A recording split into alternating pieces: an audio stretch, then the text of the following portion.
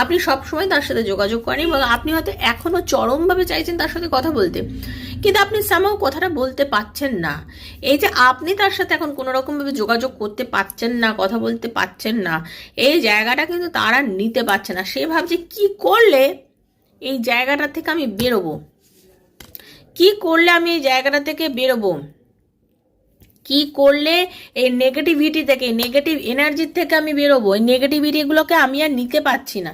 তার মনে হচ্ছে নেগেটিভ জিনিসগুলোকে নেওয়া আমার পক্ষে আর সম্ভব নয়।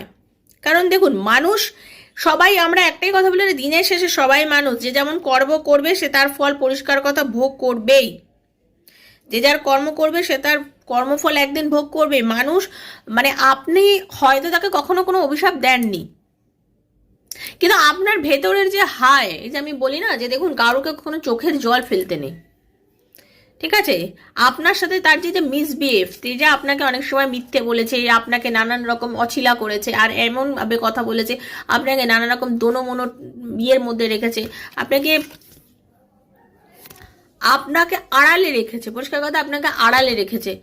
এতে আপনার সঙ্গে নানান রকম এমন সে মানে ব্যবহার করেছে যে আপনি তো তাকে ধরে উঠতে পারেননি। এবং আপনি যখন তাকে ডিসঅনেস্টি করেছে, আপনার সঙ্গে মিথ্যে কথা বলেছে, ঠিক আছে, আপনাকে ব্যবহারও করেছে, পরিষ্কার কথা আপনার কাঁধে ভর দিয়ে অনেক কিছু করেছে, কিন্তু আপনাকে সবসময় পায়ের তলায় রেখেছে, ততদূরও আপনি মেনে নিয়েছিলেন। কিন্তু এই যে আজকে আপনার সাথে যে ব্যবহার, এবং যার জন্য আপনাদের যে নো কন্ট্যাক্ট সিচুয়েশন, সেই নো কন্ট্যাক্ট সিচুয়েশনে আপনি তো কেঁদেছেন, আপনার তো চোখে জল ফেলেছে। এই যে আপনার চোখের জলটা, সেটা কিন্তু তার কাছে এখন একটা মস্ত অভিশাপের পর্যায়ে গিয়ে দাঁড়িয়েছে।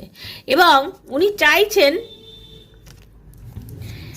চাইছেন অ্যাকচুয়ালি মানে এই জায়গার থেকে বেরোতে, কিন্তু উনি পাচ্ছেন না। তার কারণ কি জানেন তো? আপনার চুপ করে থাকাটাই কিন্তু এখন বড় আপনার একটা